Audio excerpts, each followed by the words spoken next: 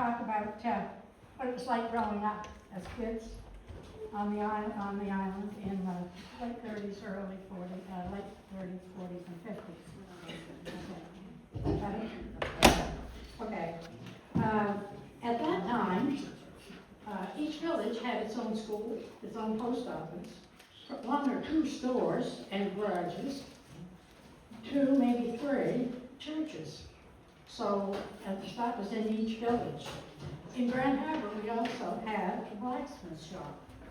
And I tried for a while to think of Bob Hardy's name, but that's who had the blacksmith shop.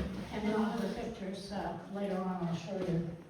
Now this is where we're sitting now, was my grandfather Lyman's cow pasture. And one story there, we played in it quite often, my cousin Myrna. And she had an incident with the cow, which didn't turn out too well for Myrna. So after that, we were very careful when we played in the cow pasture.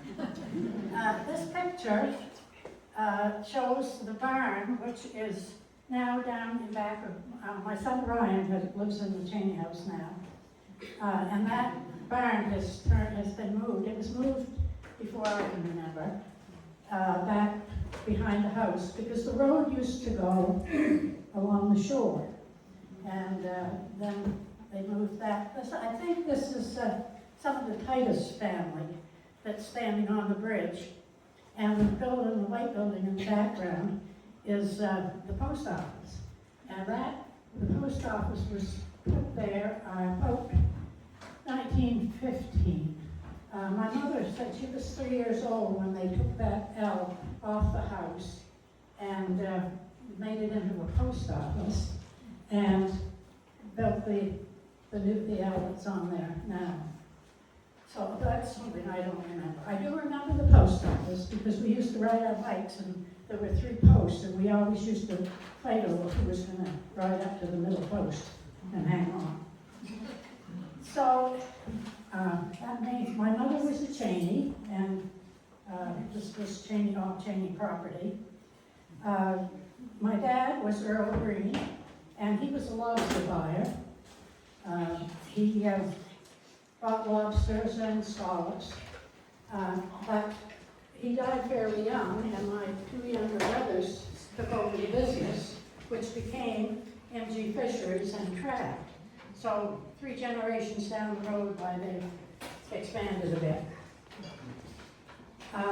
My mom and dad ran a taxi business too, and before the roads were paved, she told me a story. I don't remember this, but she told me a story about we used to have 3 taxis on the island. Southern Sweeter was in Seal Cove, and my mom and dad had Green's taxi, 8 ring 1 3. I still remember the number. 1 long and 3 short. And the Gilmores were in North Head. So in the spring of the year, the road would break up down around Mill Hollow and somewhere, I think, around the marsh. And if you wanted to go from one end of the island to the other, you had to arrange for 3 taxis. So Mr. Swicker would bring you part way, you'd walk around the Parton Road, and then Green's taxi would take you up to meet the Gilmores. So it was, like I say, I don't remember that. But I do remember when the roads were not paved. And my mother she did most of the taxiing until she was 80, in fact. And she used to have to meet the ferry. Back in the 40s, the ferry got in around noontime. So every noontime, she would go to meet the ferry. By that time, I was in high school, and my brothers were still in elementary school. So I used to have to come home and get their lunch for them to go back to school. And I remember one teacher, she used to give me a mighty hard time. And her name was, her initials were MC. And she was from Seal Cove.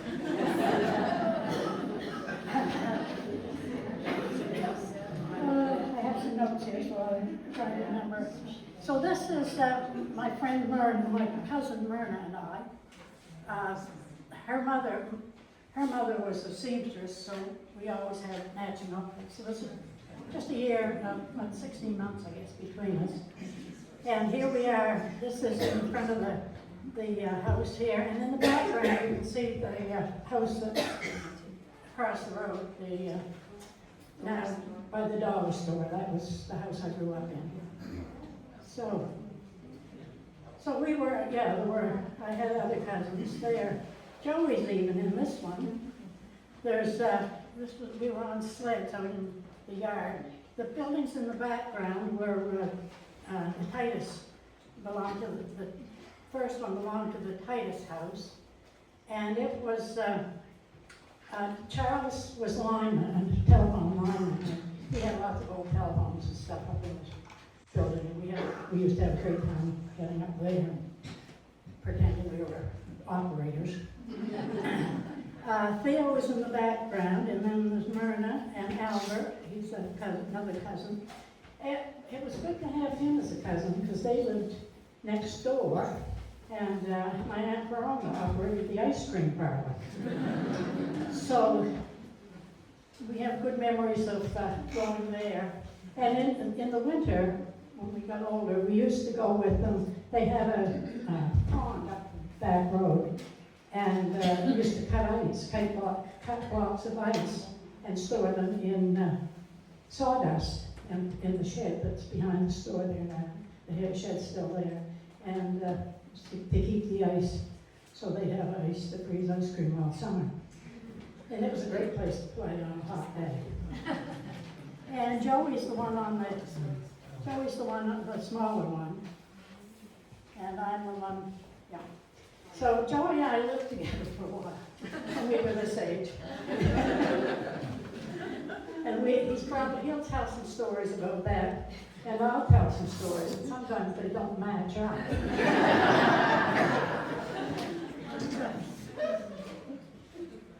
This was an adventure that Myrna and Theo and I had. We were on our way back, I think, from trying to rescue a cat that was up a pole. And the road isn't paved there. You can see that I think they were working on it and getting it gravel. So anyway, we got the ladder and we got it up the pole, but it must have scared the cat because he came down face out. Probably a good thing, though. We might have had a trip to the hospital for somebody. So that's my home in the background, and you can see the school. The school was being built the whole time I was either built or it was next door. I don't know what year they started building it. It says 44 there. 44, yeah. So I have pictures. Every picture I have of us, most of the time, is either building things in the background or, so they were building the school. So, this is the Grand Harbor School that I went to. It was where the Cook's building is now. It was the Lighthouse Church. And when I was in grade, we used to have 1, 2, 3, 4, 5, and 6. So 2 rooms. But then there got to be too many, and they built a piece on a lift on the top. But when they were building it, in grade 5, we came over, they sent us over to the high school. That was a traumatic experience. Because here we were scared to death of those great big guys in their cadet boots coming down the hall. The next year, in grade 6, half the year we were in Woodard's Cove, and then they had the school, the rooms finished upstairs. So we got to walk into a new room. So Carol, the first photo is the earlier version or the later version? Yeah, that's this one is earlier, and this is the opposite side. The lift was built on this side, Yeah. and they put bathrooms in at the same time, so we had 8. So, we wandered around the neighborhood. We were kind of like free-range chickens. We just traveled here and there, did whatever. Something I remember, it came to me just this afternoon. We used to pick wildflowers, and there was a lady that didn't have any kids, lived in the neighborhood, and we used to take her flowers in exchange for cookies. And something else we used to do, we used to check at our parents' house, Theo and Myrna and I, we would check and see what everybody was having for supper, and then we'd decide who would invite who for supper. Of course, our parents didn't know until supper time. What else? This is after a storm that was before my time. It was this shed that's still standing. That was my grandfather and my father and two uncles, Liscombe and Jewett, had that, and that's where they put out the fish. But that was a great place to play. We used to go down there and play when the men were working, and Dad was working down there. I used to go down. I like to go when we were stringing here, because Dad always took them down double dips. So I made sure I was always around on that trip, because I had the chocolate gene from the Cheney family. And we used to play on the beach, had great clay there. We used to make clay pots and dry the pots on the wharf. This is a picture of the same area later on, after the storm, where they cleaned up. And the smoke shed is the last one down. The other two, one was where McDowell, I think it was McDowell's had, Joe, you can correct me on that. Is that where they had the machine shop at one time? So it was down Eagles Head Road. And this is my Aunt Rome's store. So it looks quite a lot the same. They built onto it, but they used to make the homemade ice cream. And I can remember going over when they were freezing it. She'd be up in the kitchen making it, and they'd take it down and freeze it. So we always knew when the ice cream was coming out. So we'd go over and sit at the counter, probably on the same stools that are there now. And there was always a stalk of bananas hanging in the window. So sometimes she'd look in between and find a little one and give it to me, and I thought that was really special. This is what the Grand Harbor looked like when the roads were first paved. It's looking down the road, the Imperial sign, that's where Brown Brothers Garage was. And then just beyond that was the old auto store. It used to be a Harbor Auto Sales. So they sold different cars. And so you had a choice, you see. You could gas up at either place, or you could travel down the road a little further and stop at Ingles store and gas up there. So it's a bit different. Probably the price of gas is a little different now too. So, this is just a picture of the Grand Harbor Light when it was in its heyday. Just to put that into, and the harbor used to freeze over. I remember skating on the harbor once at a birthday party, but I have pictures of my mother skating on the harbor, and they used to take, in the winter, take supplies over to the lake with a sled. So. And this is just another picture of that's the Church of England, St. Paul's, and then the school in the background.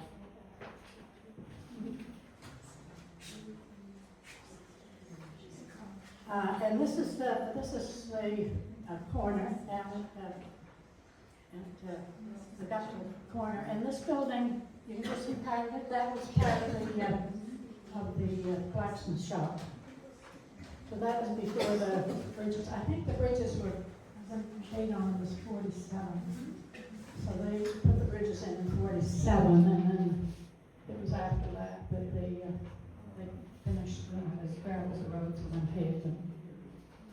So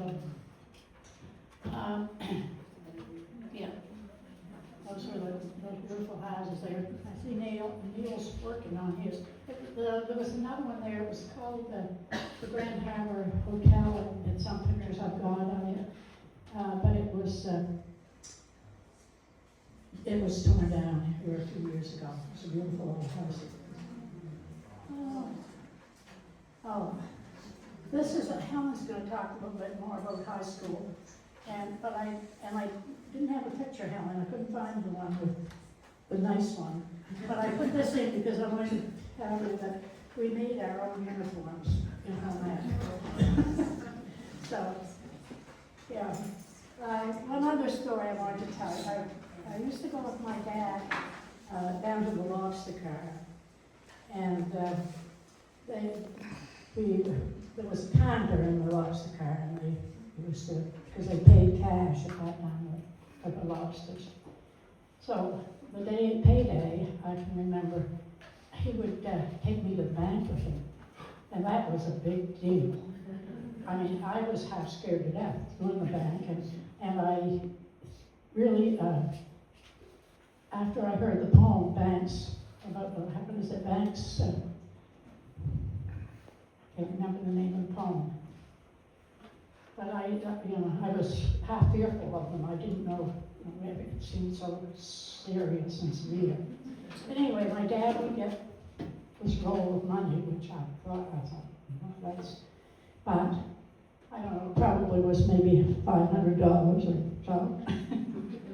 And that was to pay the lobster fishermen for their catch.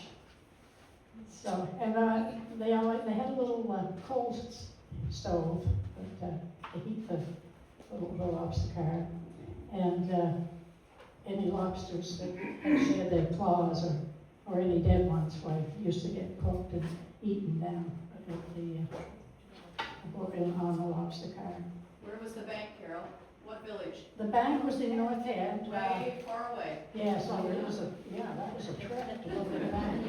I probably got around a little more than a lot of kids my age, when I was younger, because I used to be traveling in the taxi. Someone asked me one time, how old were you when you learned to drive? And I said, well, I don't know, thinking back on it, I probably was 3 or 4 years old. Because I was always in the taxi, and I was kind of tucked behind my mother's shoulder.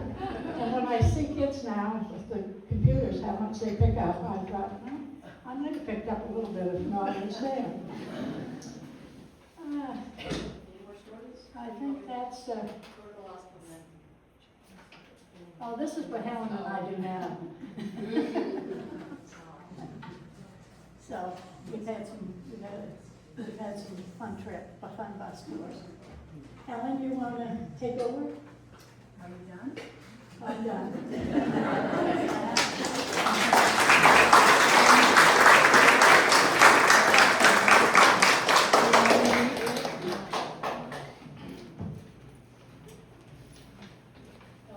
Excuse me. You want to show me which order you want the pictures to show up in? Yeah. Just tell me when you get to it. Okay.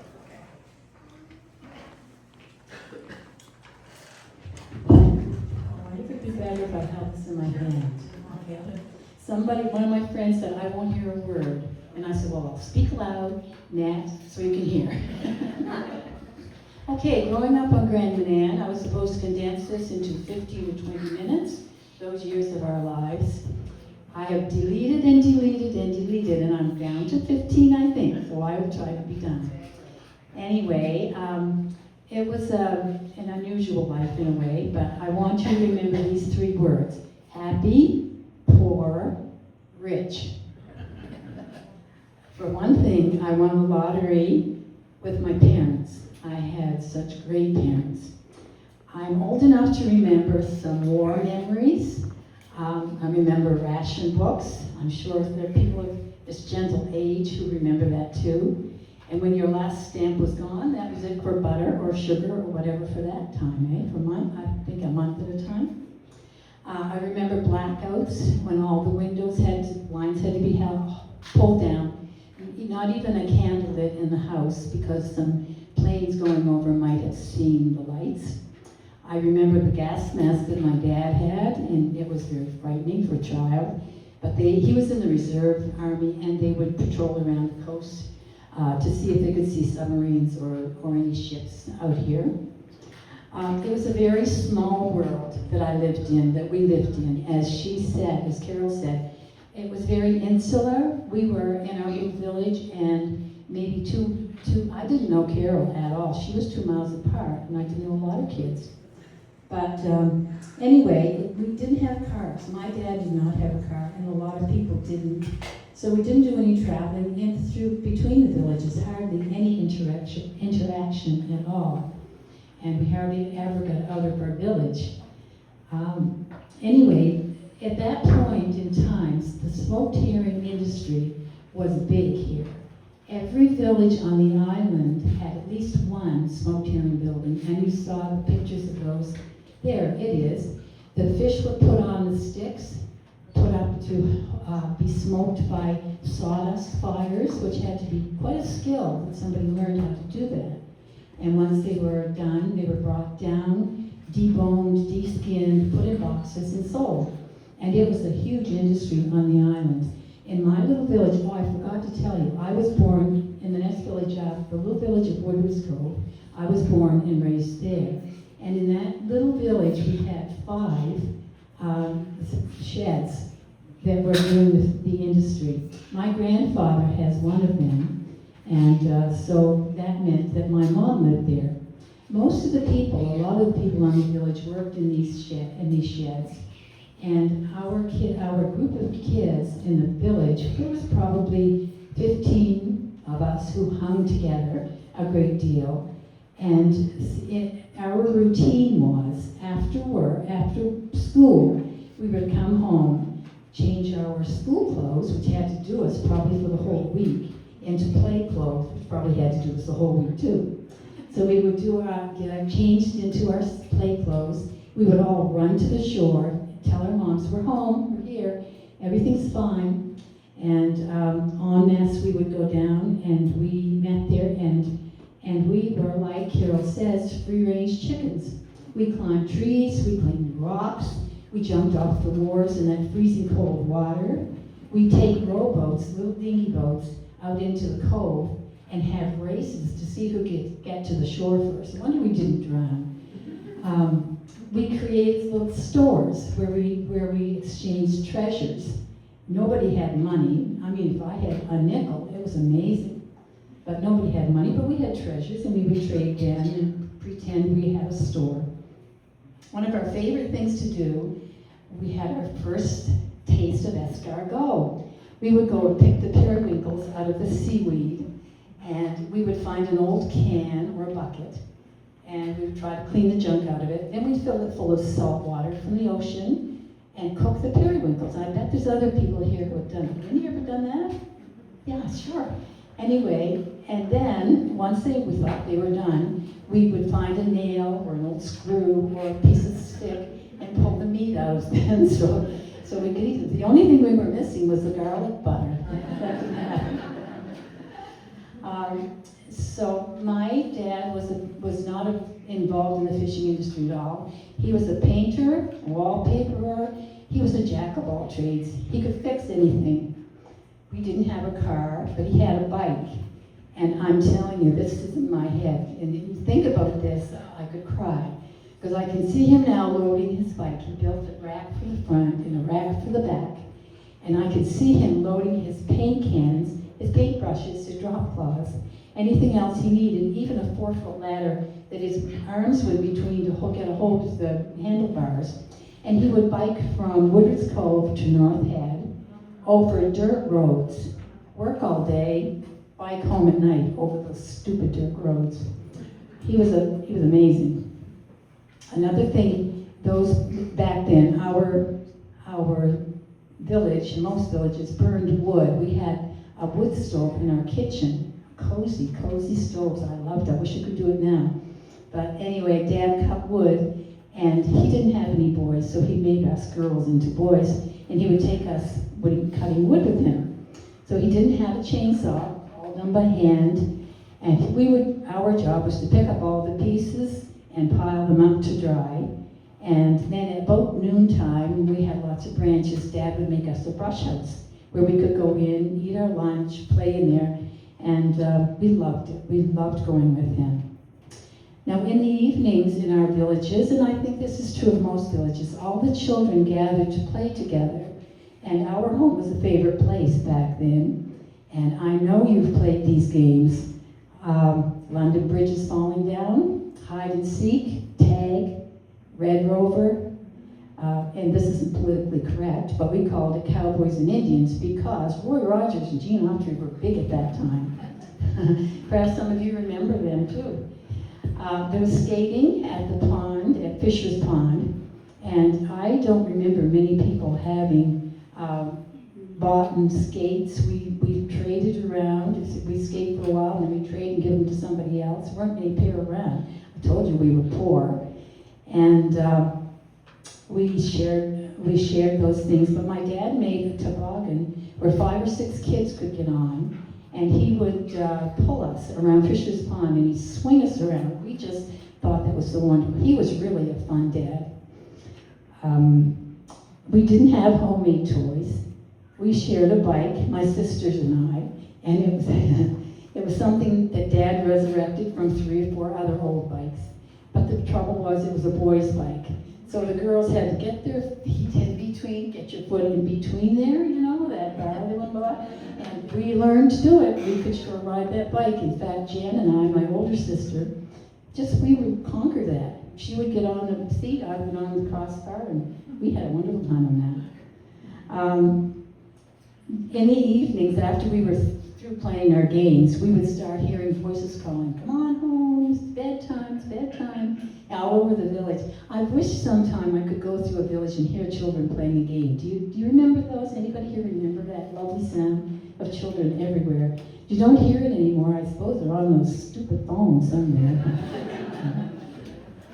But the last thing at night, one of my favorite memories, is our mom reading to us, always by the fire, by the wood stove, so cozy. And one of my favorite books was Heidi. And I would say, "Oh, just one more chapter, just one more chapter." I loved it when she was reading to us. One of the highlights of our childhood was the Eaton's Christmas catalog. Anybody remember them? We practically ate it up. We drooled over all those things. We knew we were not going to get any of those things. That wasn't a chance we were going to, but it was fun looking at them anyway. And wasn't much exposure to the outside world, of course, because there were no TVs, there was none of this media that we have today. But one of my favorite memories, a highlight in my life, was when they took us to a movie one time. Our parents took us to this movie. I don't know if you've ever seen it, The Secret Garden. And I was enthralled. I was just overcome with this movie. Another way I was exposed a little bit to something outside the island was a trip to St. John.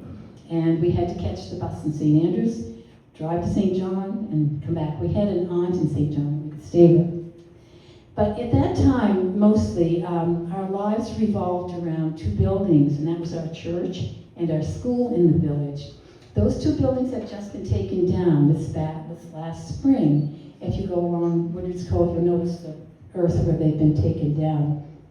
They were in disrepair and had to be taken down. But our lives did revolve around there. Almost everybody back then went to church, or at least sent their kids to Sunday school.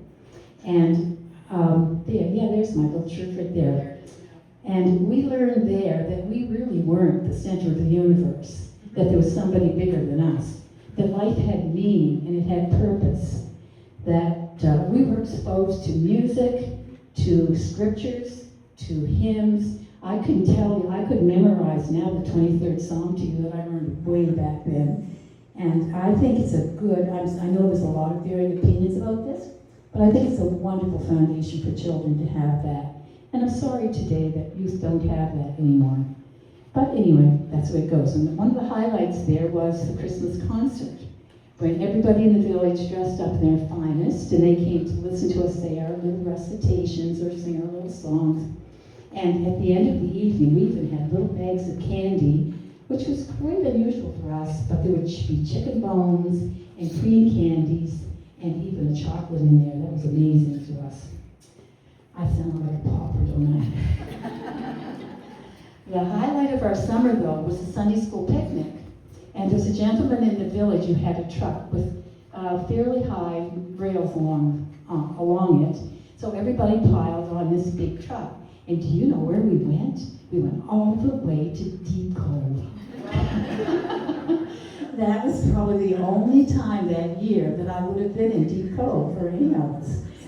Some of the parents came along with us as well. And that's a wonderful beach down there. While we were playing, our moms would lay out the tablecloths on the ground, no tables, on the ground, and we'd be called up for the most fabulous food you could ever have, beautiful homemade food. And everybody was vying for compliments, the best salad, the best cake, and they were scrumptious.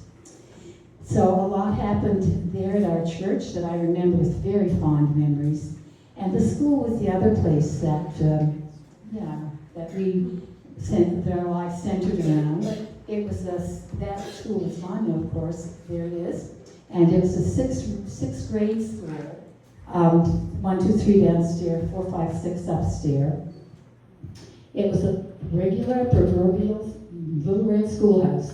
Pot-bellied stove, a pail of water with a dipper, chalkboards, erasers, chalk, and I loved the time to go out and clean those erasers. I don't know why, but I did. Corporal punishment was in, yes.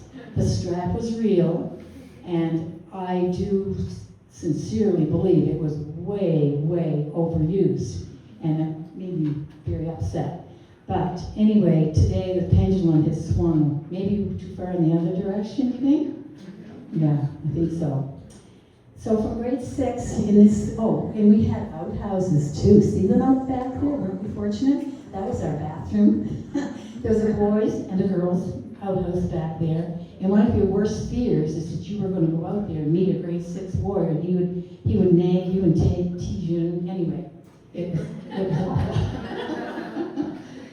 So anyway, from grade 6 we came down to the school that Carol had a picture of here, the former high school, and then it was a whole new world for us. Oh, how I loved it. We had basketball, we had glee club, cadets, band, science lab. We had music festivals, and the music festival was a highlight. Every class would practice a song until you had it perfect, because the adjudicator was coming from the mainland, and he was going to give marks to the best, and we always wanted to be the best. And they would point out what was wrong, what we did wrong, or you didn't hold your breath, or whatever. But it was a real highlight and a real learning experience too. We had wonderful teachers who didn't mind giving their time.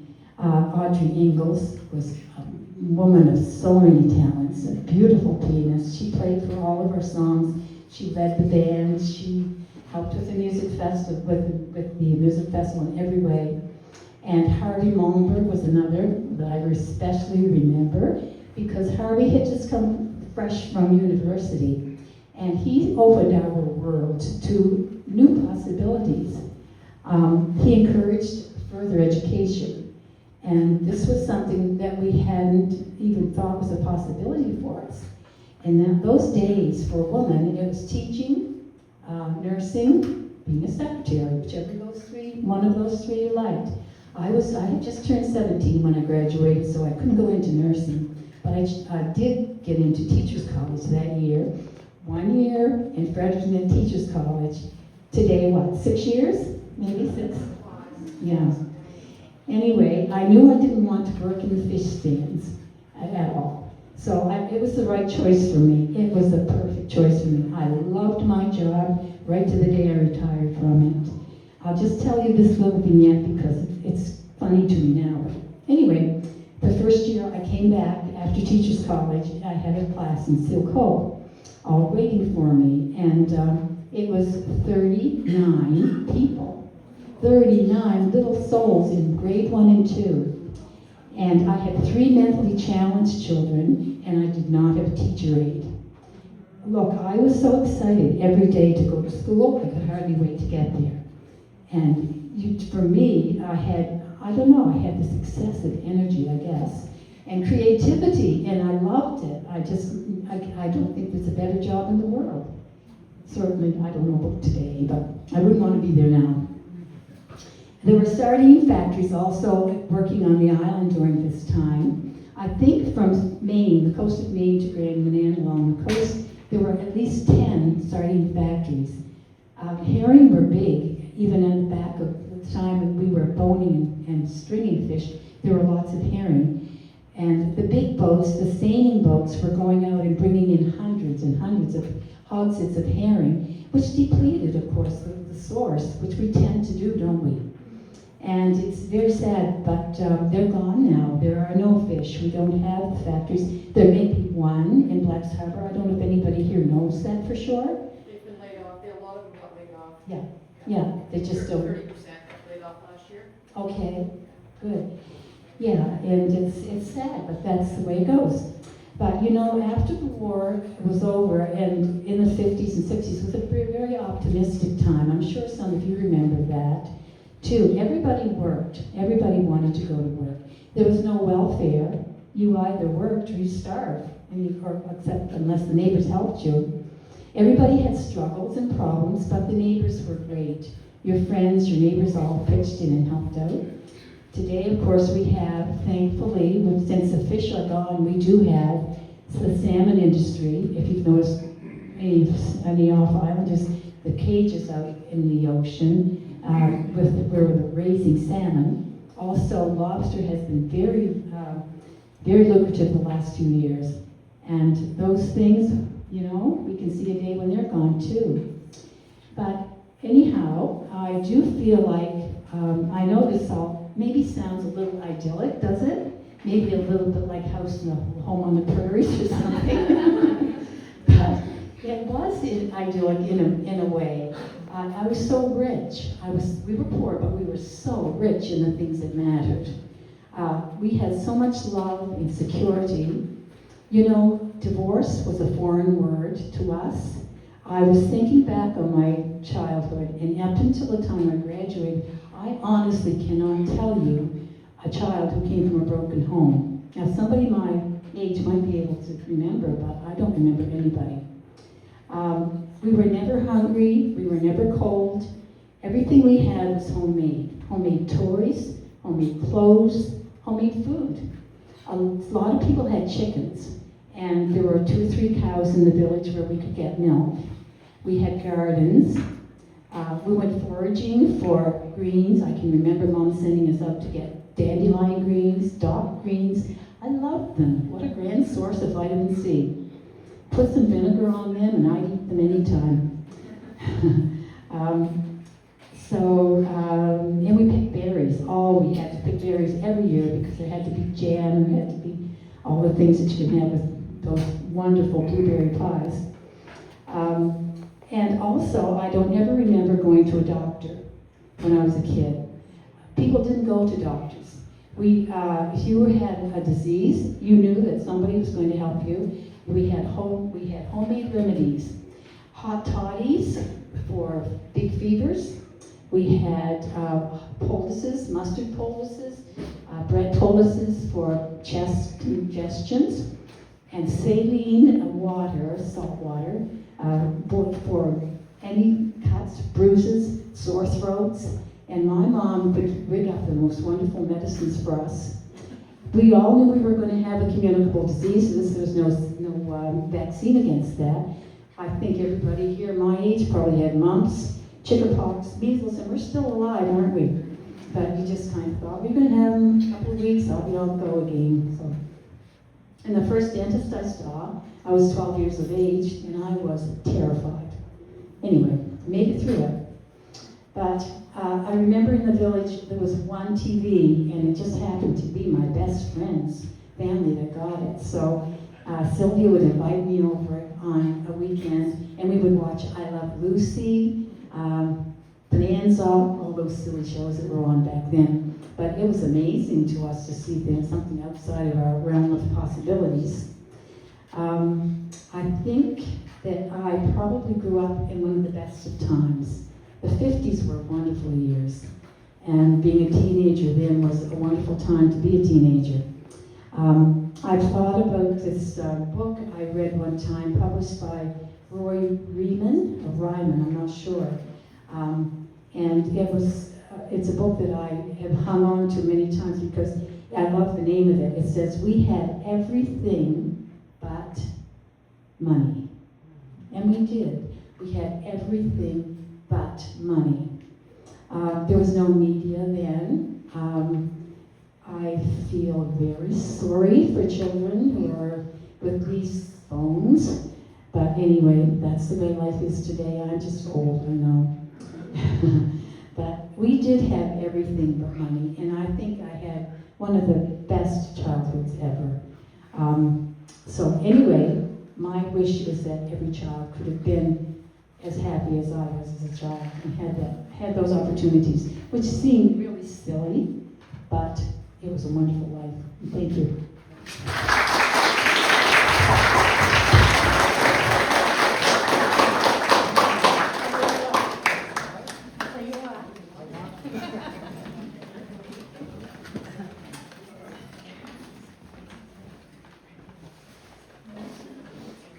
Carol wrote me into this. I'm going to get her back. I was not a model student, not a model kid. Carol will probably tell you. But them three girls you see in the picture are not as innocent as they look. The first time I got in trouble was when they were building the roads between her father's place and Theo's place. There was a ditch. Carol and Theo and Myrna were making mud pies. Irene, Theo's mother, had chickens.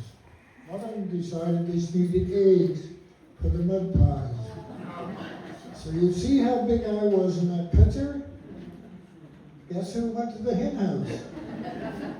And guess who got caught? It wasn't them. And anyway, I was not a model kid. I was brought up, by my mother said, by the Board of Education. I don't know how many of you fellows know what that means, but it's just there. And I got it several times. Not because I deserved it, I didn't think, but I look back, probably I did. But anyway, growing up, I lived with Carol, and my mother worked for him, drove taxi for 4 years, and then we moved in a new house down in Ingalls Head. And when I started school in 1949, there was 16 in Grand Harbor started school. I think it was 4, maybe one of the teachers can tell me, but a few years ago, not that long ago, there was only 16 started school in the high school, in elementary in Grand Manan. And there was 16 in Grand Harbor the year I started. It was the largest, as far as I can find out, it was the most students that ever started school, and it was the smallest graduating class. I think there was 11 graduating. And when I look back over it, and everybody, most of the people when they get 16, quit school and went to work. I started fishing when I was 12 years old, I think. There's a picture, Carol's had a picture there of me. Oh, right there. That's a picture of me in 1957, my cousin and I, Jack. The reason the bicycle's up on the mast, we went to haul traps, and there wasn't room enough. We was going to row up to his father's place, it was just across the harbor here. There wasn't room enough for 2 bicycles, and a bait, and a lobster, and haul traps. So we rode down on Jack's bicycle, we hoisted it up the mast out of the road, we went in the haul traps, took the lodges in, and rode home up to his father's place. I say it's just over here. It was that was in 57. I skipped school in May of 1956 and started when I was 12 years old to go lobster fishing. It was the only time I skipped school and never got in trouble. It was a music festival time. And I think the reason that we never got in trouble, the teacher was good, the other guy and I weren't there. But anyway, 12 years old, I went fishing, I worked around, there was all kinds of jobs, it's unbelievable the work that was around there. And when I was 13, I worked up in the peat bog up on Foster's Hill, hauling peat. It was 2 tons a day, all alone, when I was 13. Everybody worked. If you wanted to work, didn't matter how old you were, you could go to work. When I was 14, my uncle bought a fish dragger. I went fishing with him all summer. You left midnight Sunday, you get home Saturday afternoon. That was it. We've done that for all summer. I did that until I was 14, 15, 16. If you get to be 16, you got to get your driver's license and you could go purse seining. I don't know how many of you know what purse seining is. Now it was purse seining for hearing. I went purse seining for 2 years. Then my uncle bought a truck and I got my class 1 driver's license, and I driving truck for 2 years for him on the roads. And 64, I went working for a construction outfit, and then I went and took the first heavy equipment course that was taught in St. John. What is a community college now, it was called then St. John Technical Institute. And that's basically anyone around here that was, anyone say, I'll say from 13 to whatever age you wanted to work, as long as you wanted to work, they worked. Up in the 60s, 70s, everybody worked. I remember one time I said, I'm not going to work. I worked hard for 3 or 4 weeks. I said, I'm going to take this week off. I went swimming up to the swimming hole in the Harbor Brook. Wednesday I went back to work because nobody was there. I was the only one. Everybody would want to see anybody, you had to go working. And this is the way it was growing up when I was a kid. Now I can tell you about the stories, a lot more in between that. But it's unbelievable what Grand Manan was and what it is now. And I did a little survey. It's not 100% accurate, but you're going to be surprised what was here. Garages. We used to have 8 garages. Now there's 3. Ground fish plants. We used to have 5. Now there's none. Sardine factories used to have 2. Now there's none. Smoked herring plants used to be 31. Now there's none. Big farms to supply the dairy, which we had a dairy here. None. No dairy, no farms. Pulp company was here from 59 to 65. St. Regis Pulp and Paper from Millinock, Maine. They used to, anybody comes down from St. John or goes by Chris of Wales, sees the old landing barges. They used to haul a pulp from here to Bucksport, Maine. Used to take 450 cord a truck. Gas stations. Used to be 15 gas stations. Now we got 1. Boat repair. Used to be 4. Now we got 1. Peat bogs. Used to be 1. Now we got none. Fish draggers. Used to be 16 fish draggers. Anywhere from 58 feet to over 100 feet. Most of them were 60 and 65 footers. None. These draggers employed 4 to 5, 6 crew apiece. Purse seiners used to be 15. 5 was with 4 to 5. 5 was the average crew. Now there's none. Herring carriers. When I graduated in high school in 63, there was 36. Now there's none. Scale boats. They used to pump the herring out of the wedge. I couldn't get it extra, but roughly around 24 explosions, I can tell, probably more than that. Now there's none. Storage. There used to be 34 stores on Grand Manan, few ladies. How many's around here now? Twine sheds. Used to be 2. And altogether, there's 172 businesses that's gone on Grand Manan. What it was, this is in 1950 to 1970, a 20-year span. So that gives you an idea of what was here and what's here now is nothing compared. And all these, 95% of these places were owned and operated by Grand Mananers. You try to get 95% of the business now owned and operated by Grand Mananers, you wouldn't find it. So when I tell some of the young people this, they look at me and shake their head.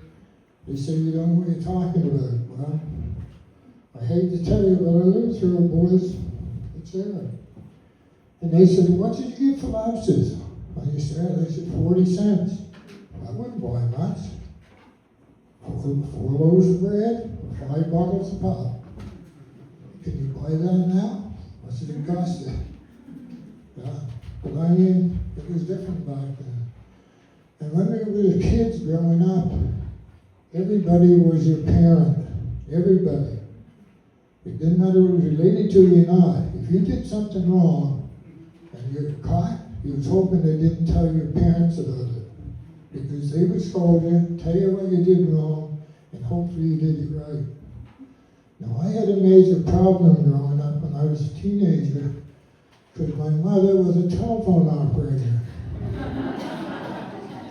I don't know if you know about the old system, but the telephone operator was in the house right next door here, the one that was in Grand Harbor. She was there from the time it opened until it closed. And there used to be 8 party lines. So you had to be very careful what you said to your girlfriend said to you, or what you said about your girlfriend, because it got back to you. A good many times I went home, and my mother would say, what about this? And I said, what are you talking about? She had to go in and check the lines as if anybody was talking, unplugging. She'd hear somebody mention my name. Of course, she listened. Now what's he done? So then I have to answer the question. Sometimes it was a hard job. But anyway, I look back over my life, and a number of people older than me and younger, a little younger than me, we lived through the best of it. I wish the young people nowadays had what we had. They haven't got it. Thank you all. And like I told you, I'd like to thank Joe.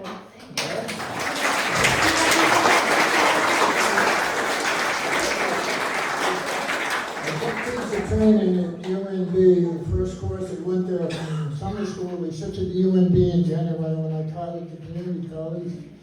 And the professor told me, your mind will only conceive what your behind will endure. 45 minutes and that's it. Thanks, Joe. We still get along.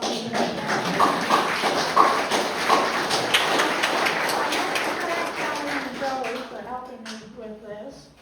And one thing that I thought about afterwards, I didn't mention, is that like a lot of the boys, the young teenage boys, and before your preteens, when they lobster fished, they also would gather smokewood. They load those dinghies up, go along the beaches and gather up smokewood. And no wonder they didn't sink before they got it. They get the smokewood and sell it. And this picture I thought was interesting because what we decided was, Joey, 84? There's this boat has all wooden tracks on it, and this one has all wire ones. That was setting guard in his head. So, and if anybody has any questions, or Joey's got a couple of, You've got some artwork to show too. oh, yes, Don't forget. yes. This is, the shed that was down back, that my grandfather had, the smoke shed. There was a lady came here, she moved, retired, she was a painter, Esther Over. And she taught art to the boys.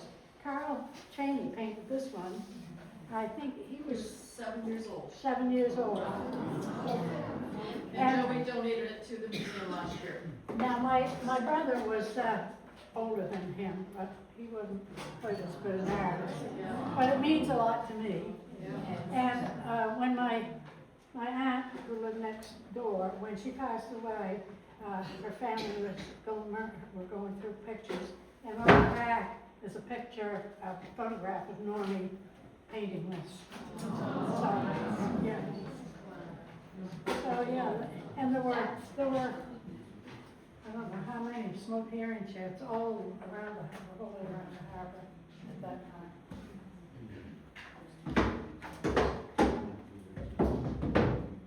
Joey's got a couple of antiques that will explain. You probably don't know what this is. Anybody know what this is? One guy.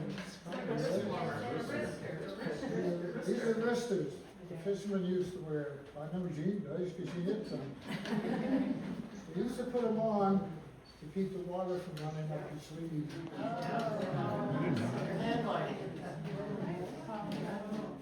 These are my father's wool gloves. This is what they had in the winter time. These would mat up in salt water. They would get so thick that you could, they'd almost hold water. And in the winter time, your hands, they would get wet, and your hands would stay warm. Which I had to believe. Until they matted up, your hands would get cold. Once they matted up with salt water, when you take them off, your hands are wet and the steam would come off your hand. And that's what kept your water from running up your sleeves so you wasn't running off your elbow. These here is what they call nippers. What is it? A nipper. See the groove in them? That was what they used for hand liners, used to use for hand. Instead of the line cutting into the hand, they put the line through that and squeeze it, and they get off. I tried to learn to run one, use one, no way. White hitters, it was just a natural to them. I used one. I got hand lining lots when I was a teenager. We used them all the time, hand lining in the I summer. tried it and I hated it. Your hands were too big. So has anybody got any questions? Oh, Joey, you mentioned purse seining, but you didn't really tell us much about, some people might not be familiar with what kind of a boat a purse seiner was and how they left, on Sunday night and came back and, purse seining, maybe you could explain how they set the seine and that sort of thing. You'll have to do it, Helen, you'll have to do another whole, Helen and I did a talk They're one, the servant. I did a talk one time, about, Fisherman's what it was wives. like fisherman's wives' tales. So that's a whole other story. Yeah. Purse seiner. Purse seiners gets in here, when I started out in 1960, the road I went on, it had no radar. You had a fathometer, a compass, and a radio telephone, and a watch. That was it. It didn't matter what the weather was like, foggy. I seen it sail around all night long. The old fellow would say, it's time to get ready to go home. Now here you are sailing around St. Mary's Bay. On Island Shore wasn't too bad, that's over the Digby Neck, that's up and down. But St. Mary's Bay, you'd be going around and he would say, here's the course for Grand Passage. And in Grand Passage between Bar Island and Long Island, there's a T-down in the middle of it. Now, here was a guy sailing around all night, no radar, no nothing. Know how to get home. He'd give us a course, he'd make the buoy every time. You get the course up to the passage, you never see nothing until you get up to the passage. Next thing you know, 4 hours later, 4.5 hours later, you come in the Eagle's Head. That's the next thing you'll see. First thing, you find a bunch of heron, they'll say that's at school heron. You get on the side of them, you said that they had a use back then, it was just a 13-gallon drum with a light on it. It was on the end of the stand, you put that overboard and weigh over it. The boat made a circle, picked it up, hooked it up to the side of the boat, they got there was no running line on it. To bring it back, at last end of the seine back to the boat, you hooked it up. Then there was rings on the bottom of it, and you press it in like that. Then rock the rings up aboard the boat, and you drive it back to get the heron out of it. But sometimes you drive it back for nothing. A lot of times. But that was purse seining heron. And then they went from, after that, it wasn't too long after that, they got, everybody got radio. But the first, as far as I know, the first heron carrier purse seiner built in eastern Canada, come here. It was a Sarah Stewart, it'd be Carol's husband's uncle or cousin. Said he got the first one. Guess what? This was in 1961. She was 58 feet long, 17 foot wide, had an 871 GM in it. When you slid down the ways, what do you think it cost to Port Gorilla that we had it today? What do you think the price was on it?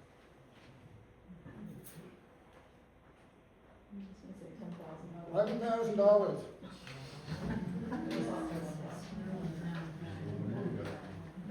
You look at it now, that same boat would cost you, what, Ron, 1.5 million? And I questioned Eddie about it, but Curtis Brown had a boat built right behind it, the Golden Dawn. She was the same size, only she was 1 plank lower, and the engine was Ford and the Sarah Stewart was aft. I put Phil in a lineup when you used to have to get in lineup to get on the ferry. He just switched from where the drugstore is now to his house across the road, and he was going through some old papers, and he said, and Ray, he just bought the Golden Dawn. He said, you know what that cost?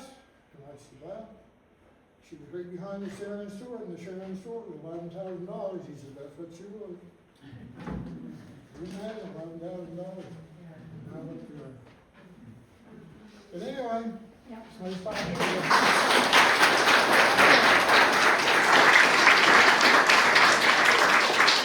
I'd just like to mention that I think, MJ, are you going to be interviewed on, is that interview going to be on sometime this week? Well, there are 2 interviews I did recently that will be on CBC eventually. I don't know when, they haven't Well, told me. because this morning I heard on CBC this morning that they've got a little quiz going on, and it's something about somebody on Grand Manan that Yes. invented something. And, I'll have the answer to that, yes, Yeah. that's been done, it's been taped. yeah, I figured out what the answer was. So if you're listening to CBC in the morning, they give a few hints. And Yeah, so it's New Brunswick Inventors Yeah. is the So- quiz. So it's a little quiz that's on there, so it might be interesting. I figured out what it was, but, yeah. Everything was fascinating. I just wanted to have a few things put in nostalgia. You look at the boats today, going from Grand Manan to the mainland, an hour and 3/4. When I was a kid, we weren't allowed to go down to the wharf, which means go. The ropes were like this big, and they came up around the cars, and I think the maximum was 6 cars to fit on the boat. No, No, I'm Grand Manan 3. yeah. That would have been in the 50s and early 60s. And we were just fascinated, but look how far that's come in a positive way, in a way. Yeah. Something else I want to mention, good begets good. My grade 1 teacher, I don't remember most of the names of my teachers, but I knew my grade 1 teacher was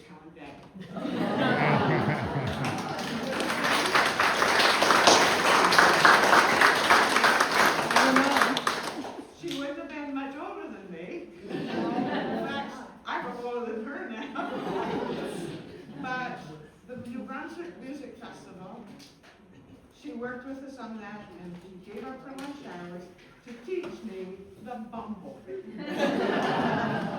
And I came first in the New Brunswick Festival in that age group.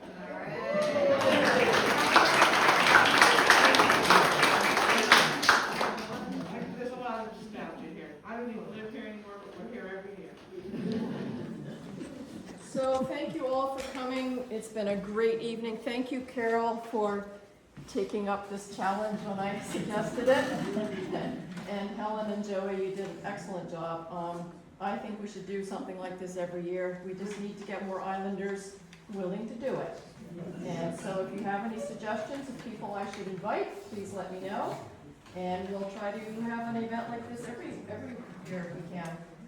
So please do join us for the next talk on Thursday, Picturing Place with